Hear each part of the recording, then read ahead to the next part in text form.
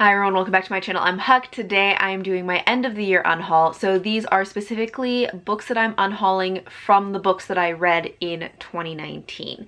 Some of these are ones that were in my least favorite books of the year video, which I will link below if you want to hear about what I thought of them and why they made it onto that list of least favorites. So I'm gonna go through those ones quickly and not really like talk about them because I already talked in that video about why I'm unhauling them, and then I'll get into some of the ones that were not least favorites, but I also don't want them. And other than those two categories, these aren't going to be in any particular order. So let's get started with the ones that were on my least favorite books of the year list. So first up, I have The Wicked Deep by Shea Earnshaw, An Enchantment of Ravens by Margaret Rogerson, The Shadow of the Wind by Carlos Ruiz-Zafón, Strange the Dreamer and Muse of Nightmares by Laini Taylor, Mind of My Mind by Octavia Butler, Jonathan Strange and Mr. Norrell by Susanna Clarke, and The Bear and the Nightingale and The Girl in the Tower by Catherine Arden. So those are the ones that were on my least favorites list, and now we're getting into the ones that weren't necessarily least favorites, but I don't feel the need to hang on to them.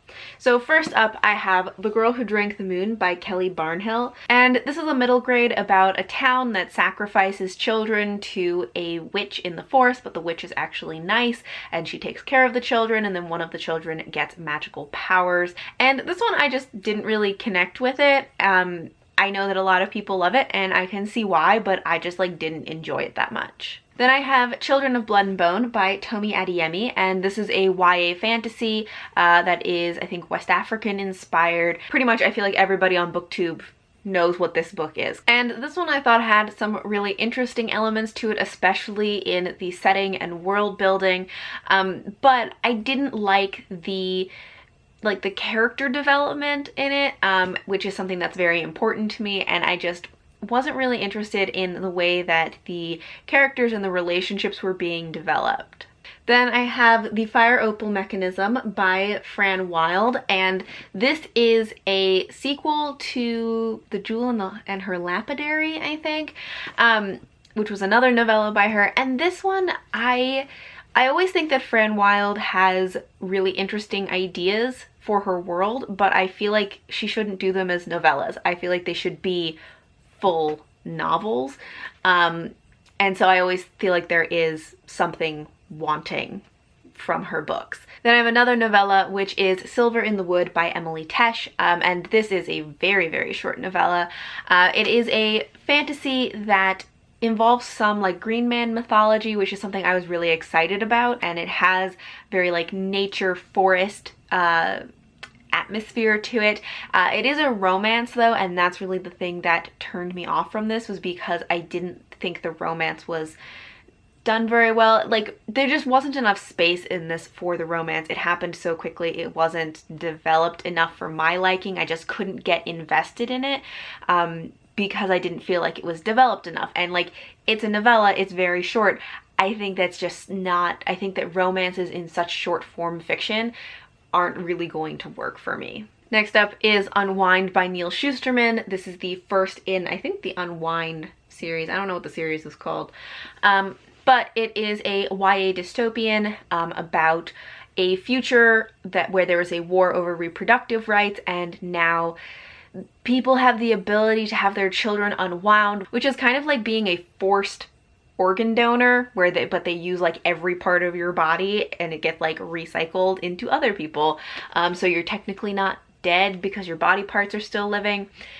This, for one thing, I didn't like the premise. I thought that the premise of it just was a little bit ridiculous and was not believable enough. I also felt like it didn't really focus enough on the concept that it was trying to do, or like the issue it was trying to address. Then I have The Beast Player by Nahoko Uehashi, and this one I'm actually very conflicted about. I might keep it, but I also feel like maybe I should just unhaul it because I don't think I'm going to reread it. This is a YA fantasy that is originally translated from Japanese, and it follows this girl whose mother was the trainer for these magical beasts that belong to the royal family, and then those magical beasts die, the mother is punished for it, and the girl is kind of left on her own, and she has to go make a life for herself.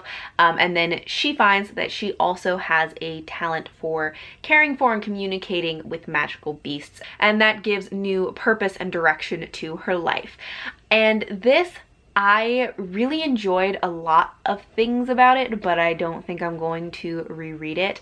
I liked the writing a lot. I found it very engrossing. The first half of the book I really enjoyed. There's this long period of time where she's just talking about beekeeping that I was like really into. Like if the whole book had just been about beekeeping and her like running around in the field, I would have been totally into it because I loved the writing and the atmosphere of it, and all of her descriptions of the animals and nature and these bees and everything just made them so fascinating. So I think that was really well done, but I think the second half of the book kind of went in a direction that I wasn't as interested in, but also I just think didn't work as well, because this is not an especially long book.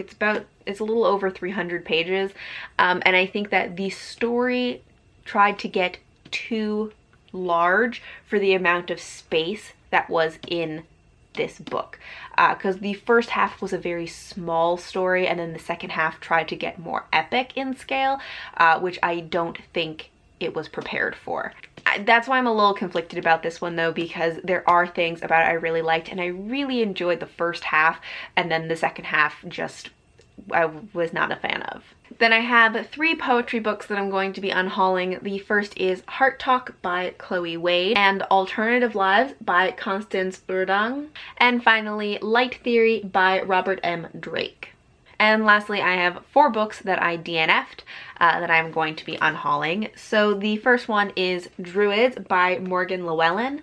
And this is like Celtic historical fantasy, and I don't remember a whole lot about it, but I know that I didn't really like the writing style. I didn't like the main character. I think there were some other issues with this that I had, but those are the ones that are sticking in my mind. But again, I DNF'd it, so I didn't even get through the whole book. I got 176 pages into it though, so almost halfway actually, but that's what I remember from this. Next I have Princess Ben by Catherine Gilbert Murdoch, and this is, I think, is it middle grade or YA? I never know what age range this is for, but it is a fantasy about a girl who I think is a princess. Her parents die, and then she is in the custody of another queen, and the queen is very cruel to her, but then she finds out she has magical powers. And again, I DNF'd it, so I got, how many pages did I get into this? About 130 pages into this, and it just was really boring and I didn't care about anything. Then I have Heart of the Fae by Emily Hamm. This is a Beauty and the Beast retelling. The main character in this is a girl whose father is dying, and she is looking for a cure for him, which is how she comes across the Beast, who is Fae, in this story, because I think for some reason he may be able to help her find a cure. And this I got, let's see, how many pages into it did I get? 219 pages. So actually I got pretty close to the end and just gave up because I really disliked the main character. I wasn't interested in the romance. I don't remember all of the details of it, but this had a romance trope in it that I really disliked. So I decided to just cut my losses with this one, which was really disappointing though, because this was one that I really thought I was going to like it because it has a lot of things about it that I usually really love. And my last DNF that I'm unhauling is Sweet Black Waves by Christina Perez. And this one, how far did I get? I got about 214 pages, about halfway into this. This is a YA fantasy that is a retelling of the story of Tristan and Isolde, which I'm not especially familiar with, but I think it is told from the like handmaiden's perspective. And the main thing that I remember from this that I disliked was the writing, both in like style, because I didn't find it to be a writing style that especially grabbed me, but also just in the like writing and construction of the characters, the story, the world. I felt like it was not very well done or well developed, and that the writing felt kind of immature. So this is actually another one that I was very disappointed by, because it also had a lot of things about it that I thought I would really love, and I was really excited for it, and then it just didn't work out for me. So those are all the books that I am unhauling from 2019. I will link below any relevant videos, whether they are wrap-ups or DNF videos where I talk about them more, because at this point a lot of them I don't remember a whole lot of why I am unhauling them or DNFing them, because they weren't ones that really grabbed me, and so I just am kind of gonna let them go. So if you want more information about why I either DNF'd these or just read them and now I'm unhauling them, those links will be below. But thank you all for watching, and until next time, bye!